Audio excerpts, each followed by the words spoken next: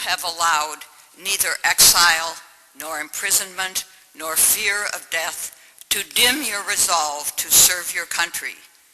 Because you have bolstered Liberia's national budget, negotiated significant debt relief, and guided successful implementation of a national development plan.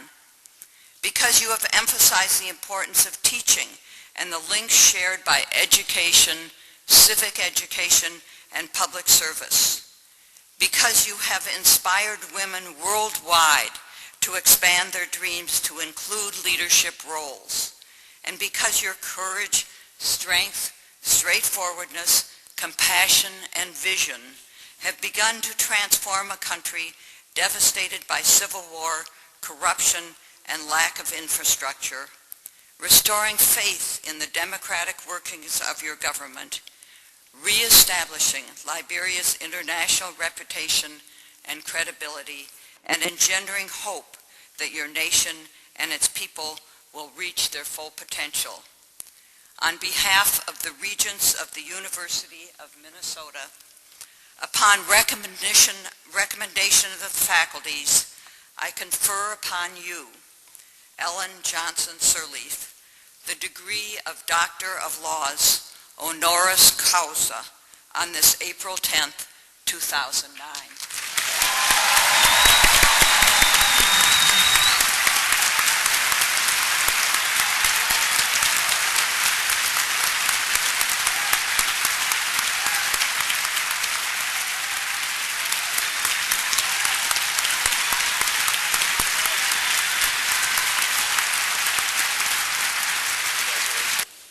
Of this great university. My dear friend, Dean Brian Atwood, fellow Liberians who are here in this hall,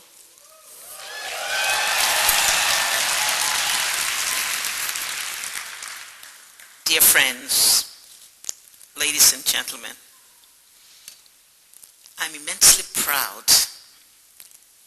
to be here in Minnesota at the Humphrey Institute of Public Affairs. I'm delighted to see so many old friends again.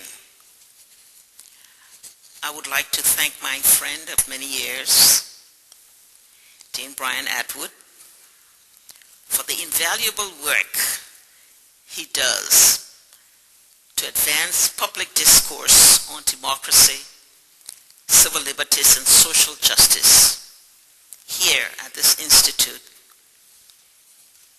I thank him also for his many years of support for Liberia through the National Democratic Institute.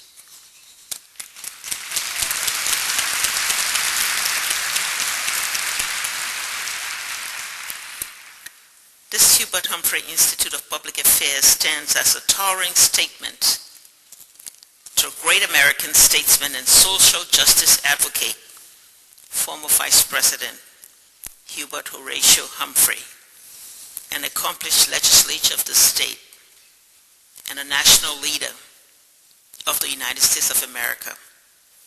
Vice President Humphrey was a central figure in President Lyndon Johnson's administration, which presided over one of the greatest periods of social and economic transformation and opportunity in the United States and in the world.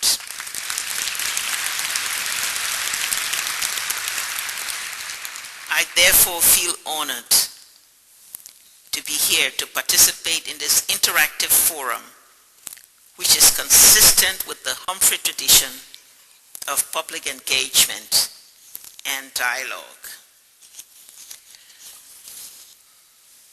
4 years ago, during a pre-campaign visit to this hospitable Twin City area, I had the opportunity to visit this institute. At that time, I was preparing for the candidacy for the presidency. I was encouraged and indeed strengthened in my resolve by the demonstration of support which I received from so many of you. Today I come back as the first democratically elected president in Liberia and in Africa.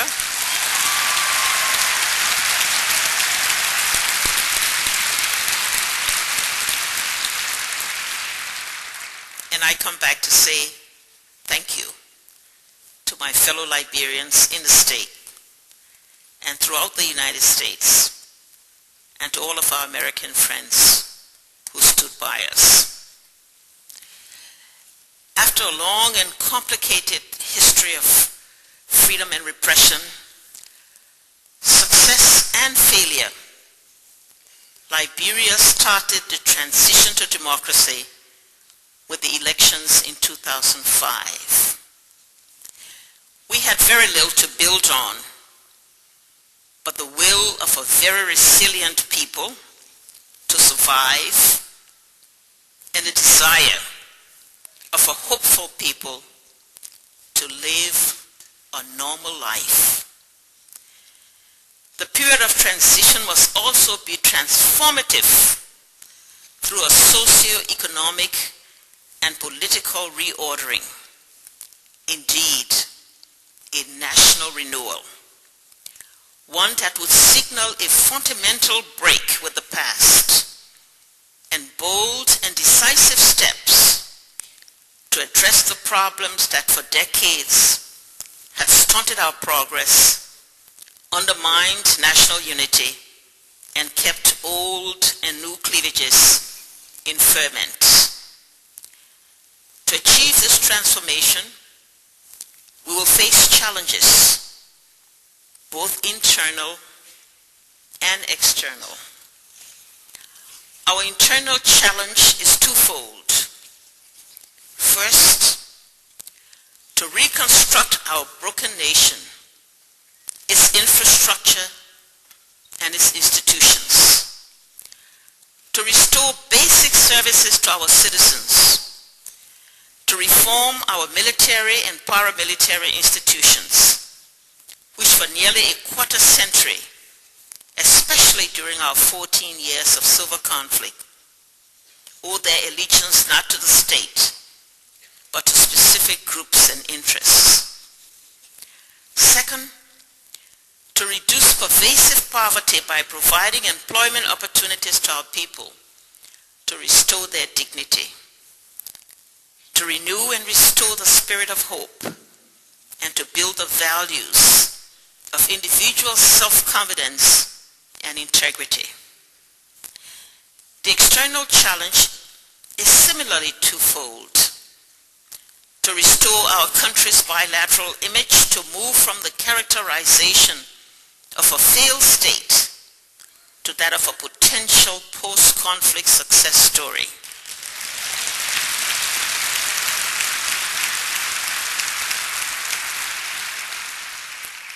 To rebuild lost partnerships with nations and institutions, to provide the regional peace through economic cooperation and integration. Second, to regain our country's creditworthiness and regional competitiveness, to demonstrate an influential leadership role on global development issues. We have come a long way in meeting these challenges.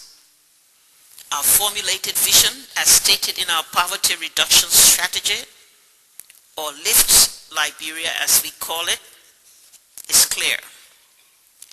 To build a new nation that is peaceful, secure, and prosperous, with democratic and accountable governance based on the rule of law, with equal opportunities and equity for all our citizens. Our development agenda in pursuit of that vision embodies our 4 pillars with which many of you are familiar: peace and security, economic revitalization, governance and the rule of law, and infrastructure and basic services. A new 2,000-person army undergoing training with support from the United States is expected to be professional and well equipped to protect our geographic integrity, to contribute to development through its engineering contingent, to respond when called to national emergencies with due respect for the rights of citizens and the rule of law.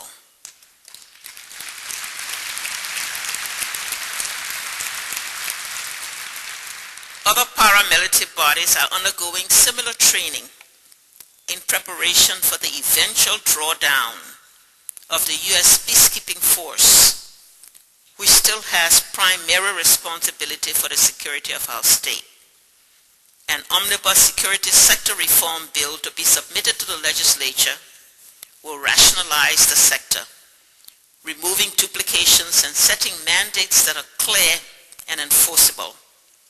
Where applicable, civilian oversight of security units will be required. We are proud of our progress on the economic front. United Nations sanctions on our forestry and diamond operations have been lifted in response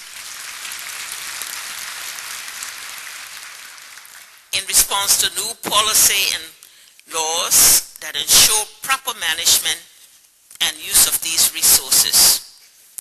In response to revised investment code and a revenue law, direct private investment in the country's vast mining and agriculture sectors are on the rise.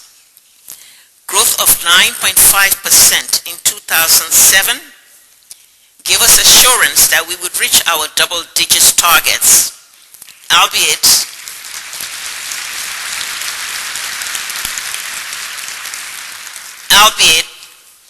cautiously we've reduced that to 7% due to the global financial crisis and its effect that will be on us.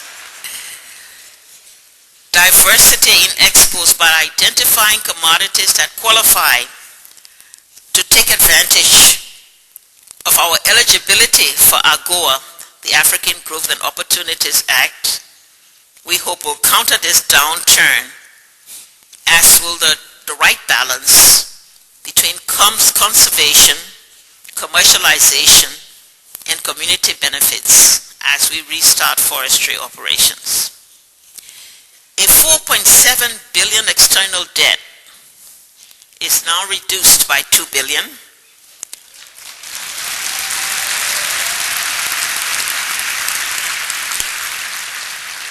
And in about a week, when we announce the success on the commercial segment of that debt, and next year, when we reach the completion point under the heavily indebted Poor Countries Initiative, all of that debt will be gone off the shoulders of our children.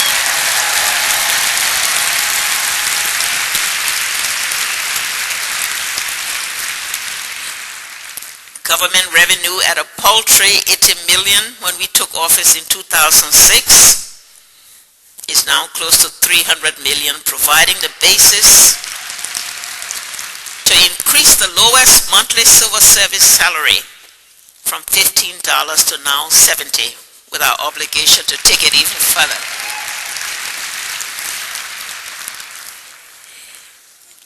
We continue to strive for progress in good governance and the rule of law. Our efforts recognized by the achievement of threshold status under the Millennium Challenge account. Efficiency in public service requires capacity that comes from a critical mass of qualified people operating under a merit system. We are well advanced in moving in that direction with support from partners on a special programs that facilitate the repatriation of our citizens. Like many of you in this room, we want you home.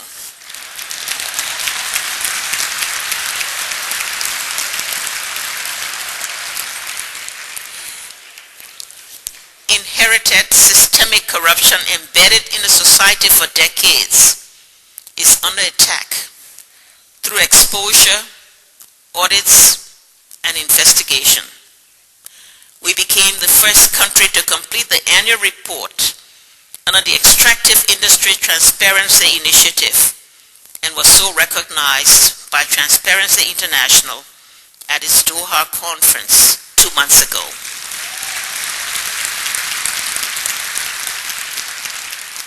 A weak judicial system to exert punishment through the rule of law is under reform. Strict adherence to the new public procurement law through training and punishment for violation, and passage of the Code of Conduct for public officials, now before the legislature, will reinforce efforts to address corruption and improve good governance. Fighting corruption as pervasive and deep-rooted in deprivation will require much more than that.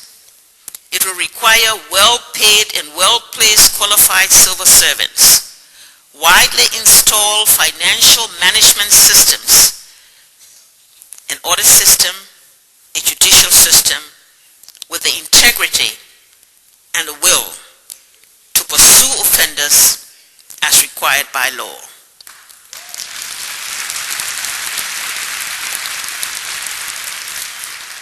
We will continue to work to achieve those objectives. Good governance and the rule of law also require as a central objective an informed civil society and its participation in the processes of governance. To the point of a fault, we have upheld democratic values such as free speech, freedom of association, and an unprecedented freedom of the press.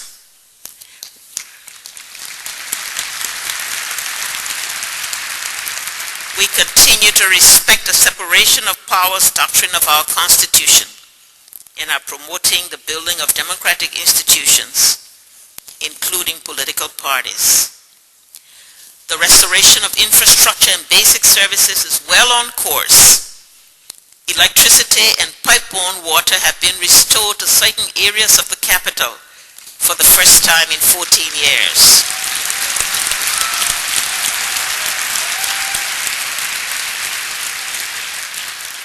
Roads, clinics, hospitals, schools, and other buildings are being renovated and built in all of the 15 counties. Next year, the University of Liberia will move into a $22 million facility at the destroyed Fendel campus.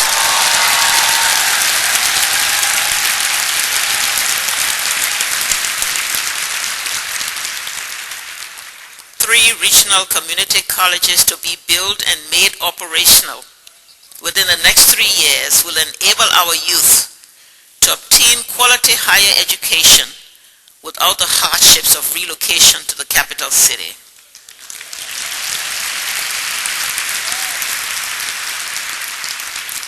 Children in remote rural areas will for the first time go to school in a government facility, and young girls whose parents cannot afford tuition will benefit from scholarships to attend public and private schools.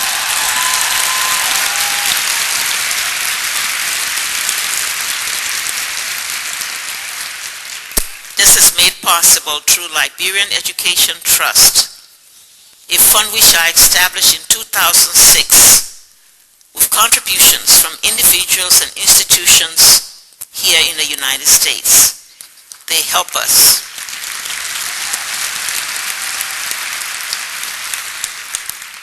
They help us to achieve what we call our 5,500 and 5,000 program. The renovation or construction of 50 schools, 26 of which are well underway. The training of 500 teachers, 200 are already being trained. And the scholarship, 5,000 scholarships from young girls, about 4,000 now have reached them.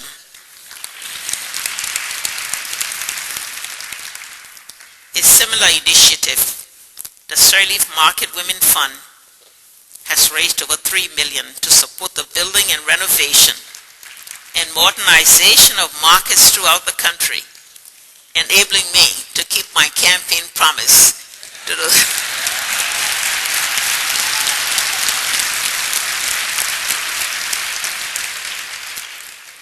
A a literacy program supported by the Liberian Education Trust is gaining momentum, and we are pleased to have the return of the Peace School that is now involved in our teacher training program.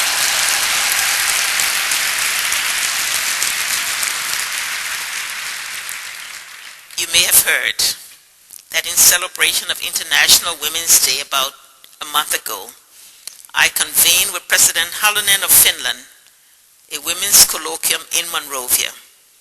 About 500 women from all over the world, joined by a similar number at home, celebrated Liberia's progress.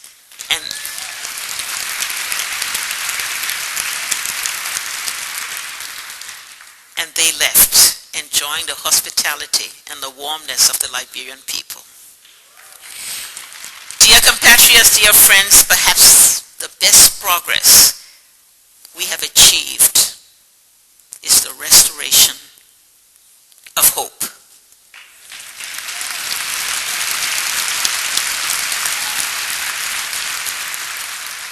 One can see this in the eyes of children as they walk to school. One can see this in the farmers who slowly move back to their communities on roads that can get them there on time.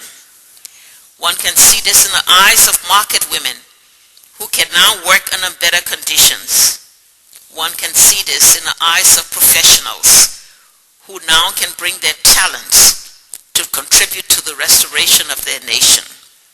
One can see this in the eyes of the youths who know that they have a stake in the future, that they will have the opportunity to be anything they want to be.